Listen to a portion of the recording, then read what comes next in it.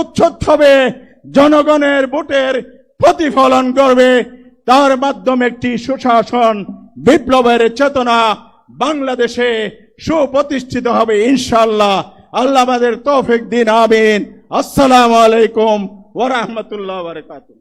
সংগ্রামী ভাই এবং বন্ধুগণ, আজকের এই ঐতিহাসিক জাতীয় সমাবেশে এখন আমাদের সামনে বক্তব্য রাখবেন বাংলাদেশ ইসলামী ছাত্র শিবিরের সংগ্রামী সাবেক কেন্দ্রীয় সভাপতি, বাংলাদেশ জামাত ইসলামী কেন্দ্রীয় নির্বাহী পরিষদের অন্যতম সদস্য, বাংলাদেশ জামাত ইসলামীর সংগ্রামী সহকারী সেক্রেটারি জেনারেল, অবিভক্ত ঢাকা মহানগরীর সংগ্রামী সাবেক আমির, জননেতা জনাব মাওলানা রফিকুল ইসলাম খান। আসসালামু আলাইকুম ওয়া রাহমাতুল্লাহি ওয়া বারাকাতুহু। বাংলাদেশ জামাত ইসলামীর উদ্যোগে 7 দফা দাবি আদায়ের লক্ষ্যে আয়োজিত আজকের এই বিশাল জনসমুদ্রের মাননীয় সভাপতি, বাংলাদেশ জামাত ইসলামীর সংগ্রামী আমিরে জামাত, জনতার নেতা, সংগ্রামী জননেতা জনাব ডাক্তার শফিকুর রহমান, জাতীয় নেতৃবৃন্দ, ওলামায়ে কেরাম, সাংবাদিক বন্ধুগণ, সংগ্রামী দেশবাসী ভাই এবং বন্ধুগণ, আপনারা ইতিমধ্যেই শুনেছেন এই ফ্যাসিবাদী হাসিনা সরকার দেশে একের পর এক গণহত্যা পরিচালনা করেছে। তারা গণহত্যা পরিচালনা করেছে 2006 সালের 28 অক্টোবর পল্টনে গণহত্যা চালিয়েছে। তারা গণহত্যা চালিয়েছে পিলখানার সদর দপ্তরে দেশপ্রেমিক সেনা কর্মকর্তাদেরকে হত্যা করার মধ্য দিয়ে তারা গণহত্যা চালিয়েছে। শাপলা চত্বরে 2013 সালের 5ই মে আলেম ওলামাকে নির্বিচারে গণহত্যা চালিয়ে হত্যা করা হয়েছে। তারা হত্যা করেছে জামাত ইসলামীর আমির, শহীদ আমিরে জামাত মাওলানা মতিউর রহমান নিজামী সহ জুডিশিয়াল গণহত্যার মধ্য দিয়ে জামাত নিশ্চিহ্ন করার জন্য তারা আমাদের নেতৃবৃন্দকে হত্যা করেছে। সর্বশেষ জুলাই বিপ্লবে হাজার হাজার মানুষকে হত্যা করেছে। বাংলাদেশের 18 কোটি মানুষের দাবি এই মুহূর্তে গণহত্যার বিচার করতে হবে। বিচারের নামে কোন তামাশা বাংলাদেশের জনগণ মেনে নেবে না। এখন পর্যন্ত 1 বছর চলে গিয়েছে, কোন বিচারই দৃশ্যমান হয় নাই। নির্বাচনের পূর্বেই বিচার কার্য শেষ করতে হবে। শুধু গুটি কয়েক লোকের বিচার করলেই হবে না।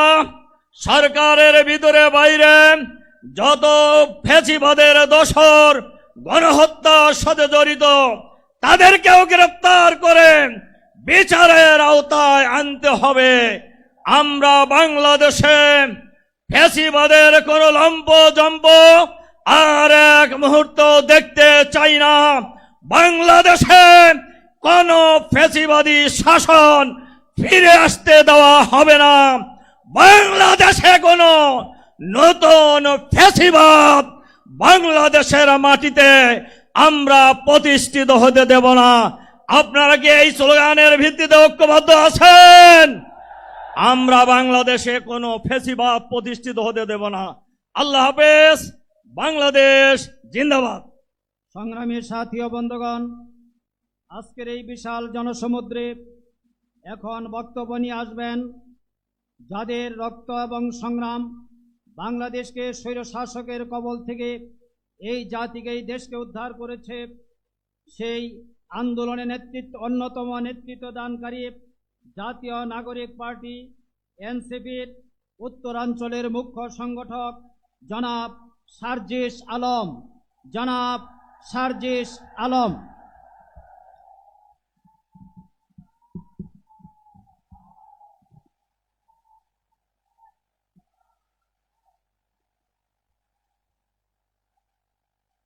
2024 সালের ছাত্র জনতার অভ্যুত্থান পরবর্তী এই নতুন বাংলাদেশে বাংলাদেশ জামায়াত ইসলামী কর্তৃক আয়োজিত আজকের এই জাতীয় সমাবেশে বাংলাদেশের ছাত্র জনতা,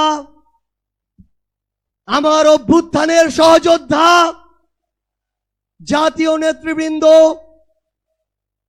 সকলকে জাতীয় নাগরিক পার্টি এনসিপির পক্ষ থেকে সশ্রদ্ধ সালাম। আসসালামু আলাইকুম ওয়া রাহমাতুল্লাহ। সংগ্রামী সহযোদ্ধারা, অভ্যুত্থানের 1 জুলাই পেরিয়ে আমরা আরেক জুলাই এসে উপস্থিত হয়েছি, কিন্তু বাংলাদেশ থেকে মুজিববাদীদের ষড়যন্ত্র এখনো শেষ হয়নি। গোপালগঞ্জে এখনো মুজিববাদীদের আস্তানা ঘেরে রয়েছে। মুজিববাদীরা এখনো বাংলাদেশের বিভিন্ন জায়গায় সক্রিয় রয়েছে। এই মুজিববাদ একটি আদর্শ। শুধু আইনিভাবে এই মুজিববাদের মোকাবেলা করা যাবে না, আমাদেরকে অর্থনৈতিকভাবে, রাজনৈতিকভাবে, সাংস্কৃতিকভাবে এই মুজিববাদের কোমর ভেঙে দিতে হবে।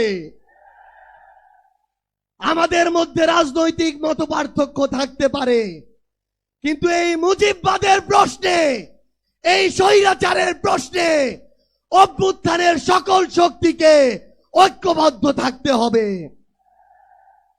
সংগ্রামী সহযোদ্ধারা, এই বাংলাদেশে আবারও নতুন করে মুজিববাদী ভারতপন্থী শক্তিগুলো এখন সক্রিয় হচ্ছে। আমাদের মধ্যে মতপার্থক্য থাকতে পারে, কিন্তু এই বাংলাদেশে বাংলাদেশপন্থী ব্যতীত কোন দেশপন্থী, কোন বাদপন্থী, কোন শক্তির আর জায়গা হবে না। সংগ্রামী সহযোদ্ধারা, এই বাংলাদেশে আর ভারতীয় আধিপত্যবাদের জায়গা হতে দেয়া যাবে না। অন্য যে কোনো দেশের নামের কোন আধিপত্যবাদের জায়গা এই বাংলাদেশে হতে দেয়া যাবে না। সংগ্রামী সহযোদ্ধারা, হাজারের অধিক ছাত্র জনতা জীবন দিয়েছে। আমার হাজার হাজার সহযোদ্ধা আজকে আমার সামনে রয়েছে। আমাদের একটা আকাঙ্ক্ষা ছিল, গত জুলাইয়ে ওই আগস্টের 5 তারিখে আমাদের যে স্বপ্ন ছিল, আরেক আগস্ট আসতে চলেছে, আমাদের সেই স্বপ্নগুলো পূরণ হয়নি। অন্তর্বর্তীকালীন সরকারের কাছে আমরা সুশীল সরকারের ভূমিকা চাই না, আমরা তাদেরকে অভ্যুত্থান পরবর্তী সরকারের ভূমিকায় দেখতে চাই। আমরা স্পষ্ট করে বলতে চাই, অভ্যুত্থান পরবর্তী বাংলাদেশে আমাদের বিচার লাগবে। এই বাংলাদেশে খুনি হাসিনার বিচার হতেই হবে, খুনি হাসিনার বিচারের রায় হতেই হবে।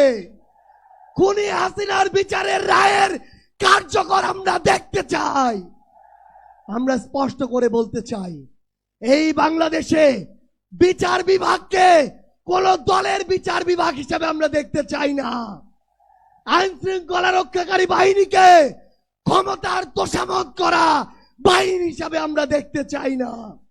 আমরা স্পষ্ট করে আপনাদেরকে বলি, 72-এর মুজিববাদী সংবিধানকে এক পাশে রেখে কোনদিন এই বাংলাদেশপন্থী বাংলাদেশ সম্ভব নয়। আমাদের নতুন সংবিধান লাগবে, আমাদের গণপরিষদ নির্বাচন লাগবে, আমাদের নারীদের অধিকার আমাদের নিশ্চিত করতে হবে, আমাদের সংখ্যালঘু ভাই বোনদের অধিকার আমাদের নিশ্চিত করতে হবে। আমরা 1947 সালের উপনিবেশ বিরোধী যে আকাঙ্ক্ষা, 71-এর স্বাধীনতার যে আকাঙ্ক্ষা, 24-এর মুক্তির যে আকাঙ্ক্ষা, সেই আকাঙ্ক্ষাকে ধারণ করে ঐক্যবদ্ধভাবে আমাদের আগামীর বাংলাদেশ গড়তে হবে। আমরা স্পষ্ট করে সর্বশেষ একটি কথা বলে যাই, ফ্যাসিস্ট বিরোধী 24-এর শক্তি আমাদের ঐক্যবদ্ধ থাকতে হবে।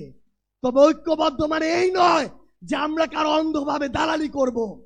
কেউ যদি চাঁদাবাজি করে আমরা সেটা মুখের উপরে বলবো, কেউ যদি সিন্ডিকেট চালায় আমরা সেটাও বলবো, কেউ যদি দখলদারিত্ব করে আমরা সেটাও বলবো।